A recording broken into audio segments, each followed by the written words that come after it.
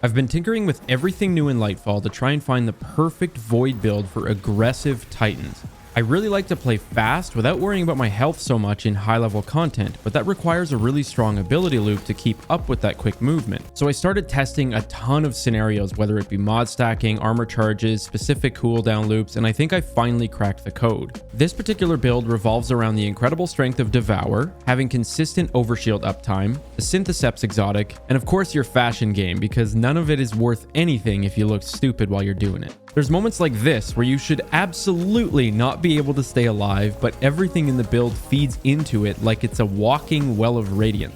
Now the cycle to the whole thing is making an orb, picking it up to activate a bunch of things, most notably Devour, punching things of course because you're a Titan, popping barricades and overshields, throwing some grenades out there and some special weapon perks as well. Then of course using the Syntheseps exotic as our glue for it all. I'm going to walk you through that whole cycle, explaining what's going on and why I choose what I do, because it's important you understand that for when I walk you through some use case examples, weapon perks, and what you can swap depending on the activity or future proofing. So starting off, the first thing was called making an orb, right? So let's cover all of those methods and explain why we care right after. And number one is a siphon mod, where you're going to choose whatever element your weapon is so that every time you get 2 rapid kills with it, it's going to spit out an orb. Number 2 is a Reaper mod, where using a barricade first and then getting a weapon kill is going to guarantee an orb. And a quick note on that for those that don't know, it is specifically a weapon kill. So let's say you accidentally get a melee kill after the barricade instead of a weapon, don't worry, the Reaper mod doesn't get cancelled. It stays on in the background until your next weapon kill guaranteed. And then the third method is on your gauntlets with heavy-handed. This mod reads as though it needs a powered melee to create an orb, so intuition goes straight to shield bash, right? But we're going to use 2 aspects to fix this.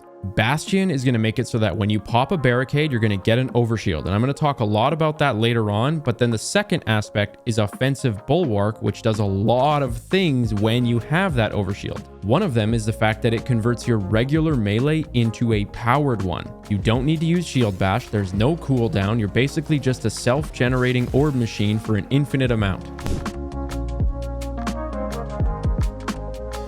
Now moving you over to section 2, why do we care about picking these orbs up? Well, there's 5 reasons, and number 1 is activating Devour. Thanks to the Echo of Starvation fragment, when we pick up an orb, we're going to get Devour started. While that's active, every single kill you get will instantly fill your health back up. No delay like recovery, doesn't matter how low you are, just instant full health. At base, when it kicks off, it'll only show 5 seconds on the left side, but when you get kills, you can increase that up to 10. We're going to use Echo of Persistence to bump that initial base from 5 seconds to 8, as well as moving that 10-second cap up to 15. This gives you a huge breathing room for keeping Devour active, as well as the fact that each kill bumps it up by 8 seconds instead of 5. Number 2 on this orb pickup section is also tied to Devour, simply because I wanted to let you know that it's not just kills that will extend it, okay? Walking over an orb will also add 5 seconds to the timer. And since we're on the topic of Devour so much, if that wasn't enough, Bungie also thought it would be nice to give you grenade energy off it. So when all those kills are healing you, you're also getting a recharge on your grenade, anywhere from 8 to 20% of that little grenade box in the bottom left corner. I mention it as a range because it varies based on the enemy tier. So a little Thrall would give 7.5%, but then a yellow bar can give you up to 20%. Reason number 3 we like picking up orbs is armor charges. The new mechanic with Lightfall makes it so that when you walk over an orb, you're going to get something called an armor charge on the left-hand side. And for us, we're going to have 1 melee kickstart mod equipped on our gauntlets. And what this does is that every time you use your shield bash, your armor charges will refund a bunch of it back. Now at base, just by simply having the kickstart mod on, you could have 0 armor charges. It's still going to work. You're going to get around 12 to 13% of that box back. Add 1 armor charge and suddenly you get 17% of the energy back. The more you have, the more you get. And I found the perfect sweet spot based on how these mods interact with each other. 1 kickstart with 2 armor charges would give 3 units. 2 kickstart and 1 armor charge would also give 3 units. Those will give you the exact same energy back, meaning the most you could ever have is 9 total units, which happens to yield 50% of your charge back. Now, like most things in the game, there are diminishing returns. So I've actually given you a screenshot with a table on there that'll tell you exactly how much you're going to get back for every scenario. And the sweet spot is definitely 5 units, which can technically be done in 3 ways, right? The best method, in my opinion, is definitely using 1 kickstart and then 4 armor charges for the total of 5 units. Now, how do you get up to 4 armor charges? Well, you need to use the charged up mod on your chest piece because Bungie puts a cap of 3 on those initial 6 boxes by default. Adding this mod will bump that up to 4. 4. And then finally, we want to use stacks on stacks for our boots, because what that does is it makes each orb give you 2 armor charges instead of 1. We're doing all of this so that every time you put a champion in the ground with that shield bash, you're going to get 42% of your melee back. Okay, now reasons number 4 and 5 on picking up an orb is Invigoration and Restoration. Every time you walk over an orb, Invigoration is going to give you 10% of that shield bash back, which may seem like overkill because of all the kickstart stuff that I just told you about, but it's actually really important and you'll see why later. Restoration, on the other hand, is kind of cool because it's a variable energy boost. It works just like Invigoration, where you walk over an orb and you're going to get an ability energy, but it isn't tied to one specific ability. It actually looks at all 3 of them and figures out which one you're lowest on and then gives that one a 10% boost. This is critical on the build because it solves some diminishing returns and completely closes the loop on your ability cycle.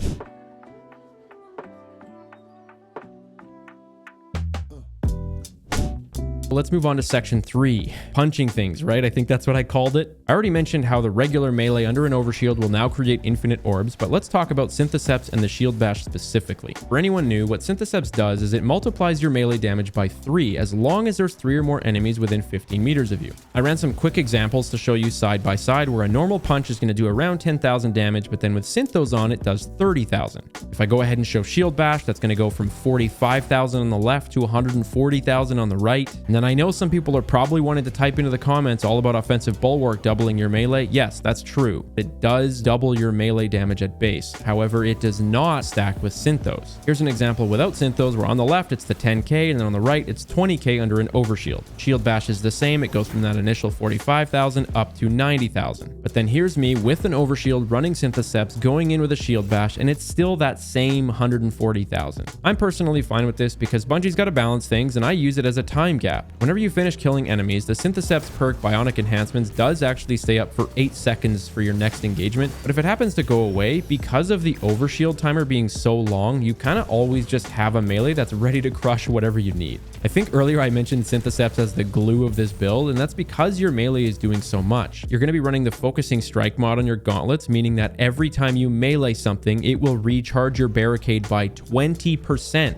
The only catch is that there is a 7-second cooldown on it in case you're like spamming a bunch of thralls. But now you're also going to be running the hands-on mod to fill your super bar. Whenever you get a melee kill, depending on the enemy tier, like thrall versus a boss, you're going to get a certain amount of super. I've included 2 examples just to kind of show you how much you can get. And remember, it doesn't have to be a shield bash. Even though it reads powered melee, your overshield fixes that. So enjoy the boost. We're still not done on the punching section because part 3 is back to offensive bulwark. That overshield that you have is going to get extended every single time you melee as well. Thanks to persistence, it's going up 10 seconds each time. And then let's say you do run into a scenario where you're out of your overshield and you have no barricade. Well, your shield bash is probably charged and it's going to give you an overshield on the kill anyways, so you've got a good cycle going there. The last thing I want to mention before moving on to section 4 is just to remember that overloads are also susceptible to suppression. Of course, you can run a weapon if you want, but it's really nice having the shield bash in your back pocket to stun them if you want.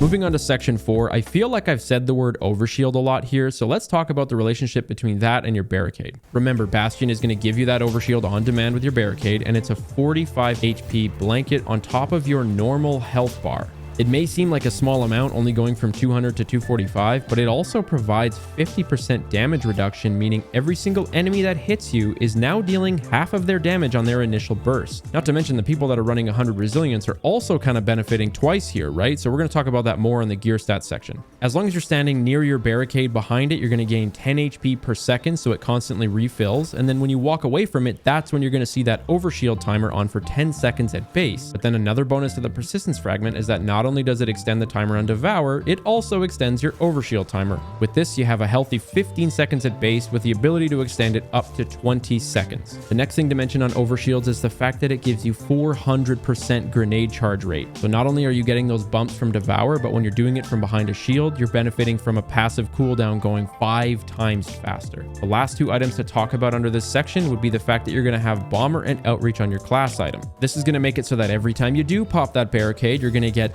12% of your grenade and melee charges back.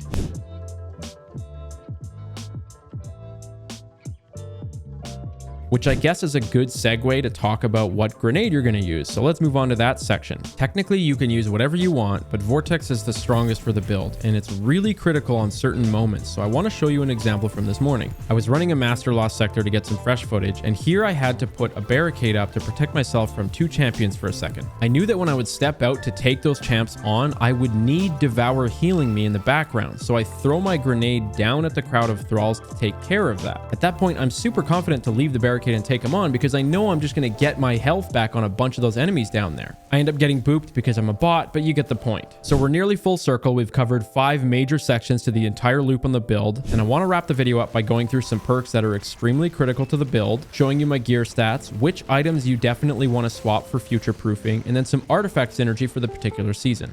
We'll get gear stats out of the way first, actually. I've organized them by priority, and the 3 mandatory ones are having 100 resilience for an extra 30% damage reduction and faster cooldowns on the barricade because voids are the slowest. Then number 2 would be having high strength. You don't need 100, you just need as high as you can. I personally find 80 to be perfect. Discipline is number 3, and notice how I wrote 50 on there. You don't want to go lower than that in my opinion, but the synergy between the overshield recharge rate and Devour is so strong that it really compresses any benefits beyond that. I find 60 to be the perfect amount, but you're going to see why 50 is fine in a moment. After that, it's up to you for recovery and intellect, and then mobility is in last. Now let's talk about which items you can swap, because if you look at our little Titan here, there's a few empty boxes, right? On the helmet, you'll probably run heavy ammo finder, and that's fine, but if you're running double special weapons, you get plenty of purple bricks, so feel free to use whatever you want. The 2 empty slots on the chest piece are for resist mods. I recommend one of them being melee, considering this is a close quarters combat build, and then whatever elemental resist you want after that. For that 3rd fragment slot, you have 3 choices. If you were addicted to controlled demolition because things go boom, use expulsion. Enemies will explode on void ability kills, and it gives you plus 10 intellect. If you're doing endgame content with buddies, then undermining is very strong because it makes your grenade apply weakening to all the mobs of enemies that you throw it. And not only will you and your teammates deal 15% more damage to them, but they'll also be missing their shots back at you. I'll usually bring my discipline up to 70 in this case because the minus 20 will keep me at 50.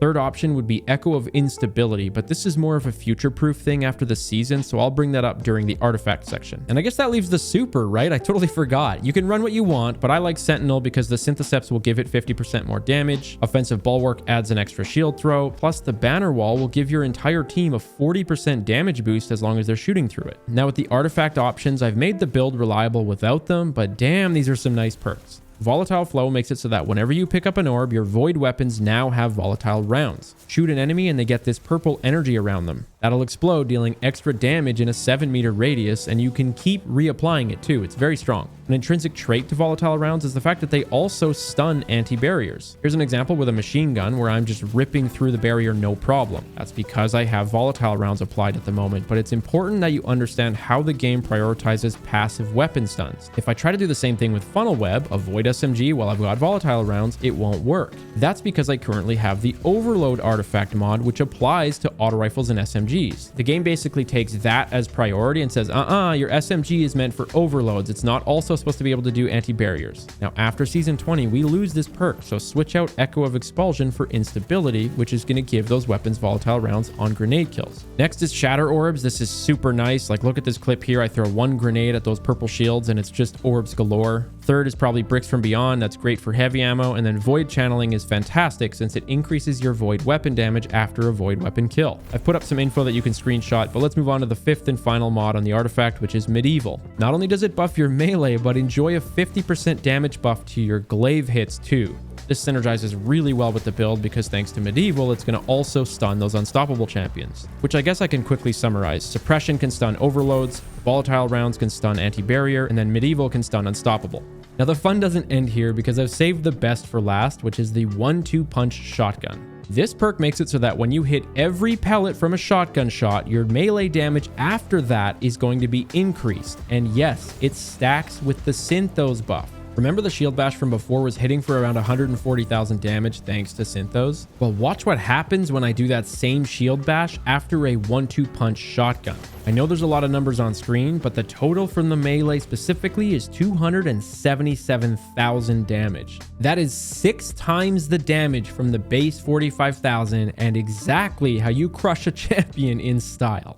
This will work on any shotgun, but I would recommend a crafted Wastelander. It gives a bonus to your sprint speed because it's a lightweight, and you really want high handling for quickly swapping between weapons and melees, and it's just a way smoother experience. I like Slide Shot for the reload capability, but Pugilist is great for melee energy too, and then Enhanced 1-2 Punch is amazing. It lets you miss 2 of the 12 pellets, which basically guarantees it to proc. And then it's worth noting that you don't have to use the Wastelander. I demoed a lot of this footage using the Ragnhild D just to show that that works fine too. The second recommendation for weapons would be anything with Repulsor Brace, because killing enemies that are void debuffed, meaning volatile, suppressed, weakened, all of that, it'll simply give you an overshield. Just like that, you have another method of keeping the uptime going forever. And then number 3 would be any weapon that has destabilizing rounds, because the enemies will explode and apply volatile to the surrounding adds around them. Wrapping things up, I've put the final build up here to screenshot, and if you find the content helpful, the best way to support me is just by checking out my other videos if you happen to see them. Like if you want to play on Arc Titan, I completely revived the Heart of Inmost Light exotic build, and it's arguably stronger than before, so click on this to watch it.